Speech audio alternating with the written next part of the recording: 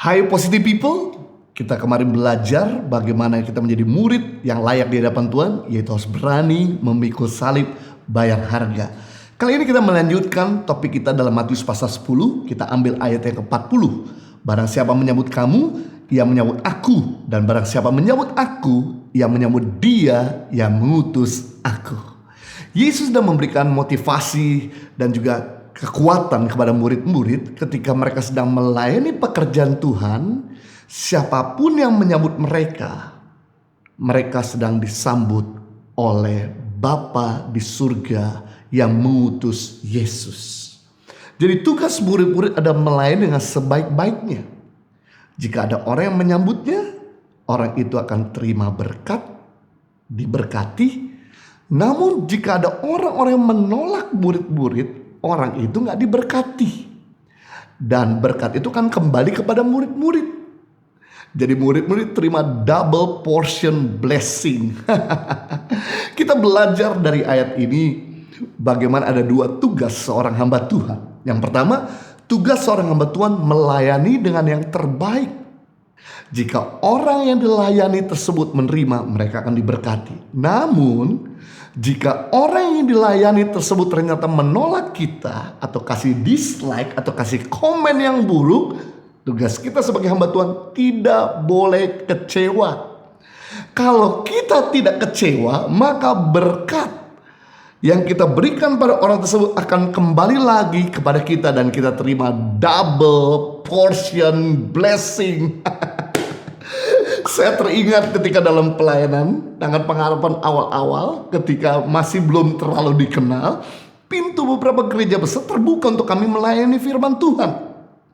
Namun ketika pelayanan misi tangan pengharapan ini mulai dikenal dan mulai berkembang, kemudian gereja-gereja besar ini mulai insecure, mulai tidak nyaman, dan akhirnya mulai tutup pintu sehingga meng-cancel jadwal-jadwal pelayanan kami. Yang kami lakukan, kami tidak kecewa. Kami terus mengembangkan misi kerajaan Allah untuk memberikan 4P, yaitu pendidikan buat anak-anak pedalaman, pemberdayaan buat masyarakat terpencil, pengobatan gratis di desa-desa, dan juga pemberitaan kebenaran. Dan yang menarik, sekalipun pintu-pintu tertutup, Tuhan buka pintu yang lainnya lagi. Inilah mekanismenya Tuhan. Kalau ada orang menutup pintu yang kecil, berarti Tuhan akan segera membuka pintu yang besar. Kalau ada orang yang merendahkan kita, berarti Tuhan sebentar akan segera mempromosikan kita. Kalau ada orang yang menyakiti kita, berarti sebentar lagi Tuhan akan menghibur kita. Jadi di sini jangan kecewa terhadap komen-komen atau terhadap penolakan. Karena memang ini pelayanan yang Yesus sudah beritahu sejak 2000 tahun yang lalu. Untuk murid-murid jangan kecewa kepada mereka yang menolak kita. Yang kedua, tugas seorang hamba Tuhan yaitu pertahankanlah motivasi yang murni. Memang ketika awal-awal pelayanan biasanya kita punya motivasi yang benar. Tapi dengan berjalannya waktu biasanya bisa belok. Gak usah jauh-jauh. Ini pernah dialami oleh murid-murid Yesus sendiri.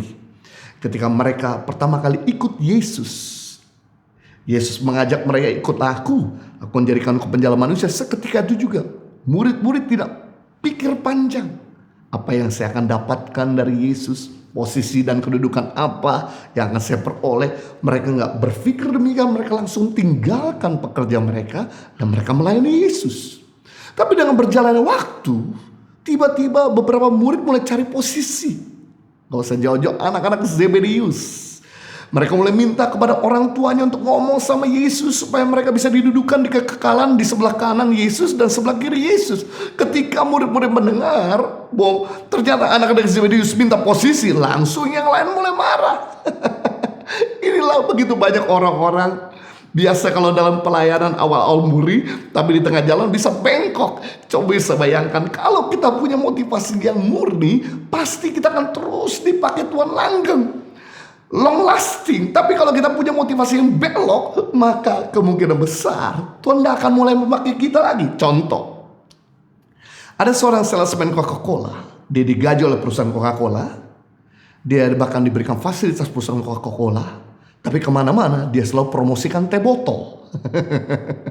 Kalau Anda sebagai pimpinan atau sebagai bos punya karyawan model ini, saudara apakan? Udah gak usah pikir panjang dan doa-doa, langsung pecat. Sama halnya, kita sudah dipulihkan, diberkati oleh Tuhan, kita sudah diangkat sama Tuhan, kita sudah dipakai sama Tuhan. Tapi kemana-mana kita promosikan diri kita sendiri. No wonder ada begitu banyak hamba-hamba Tuhan hilang dari peredaran. Penting di sini untuk sebagai seorang hamba Tuhan, pertahankan motivasi yang murni dan tulus. Berikan yang terbaik. Jangan sampai kita memberikan terbaik tapi pengen orang tersebut memberikan kembali yang terbaik untuk kita. Sehingga akhirnya motivasi kita mencari popularitas, mencari like, mencari follower, mencari pertemuan kasih. Dan begitu kita gak dapatkan itu, kita jadi kecewa. Itu sebabnya di sini kita belajar menjadi seorang hamba Tuhan yang murni. Mari tugas kita adalah menabur sebaik-baiknya. Dimanapun, kapanpun, pada siapapun. Maka ketika kita membutuhkan orang-orang yang pernah kita tolong, mereka melayani kita dengan yang terbaik. Seandainya mereka semua yang pernah kita tolong gak sanggup melayani kita, jangan khawatir. Seandainya mereka gak bisa berkati lagi, jangan khawatir. Tuhan sendiri akan turun tangan untuk memberkati kita. Itu sebabnya jadilah hamba Tuhan yang tidak mudah kecewa. Jadilah hamba Tuhan yang tetap mempertahankan motivasi yang murni, sehingga kita berkenan di hadapan Tuhan dan sesama. Tuhan berkati.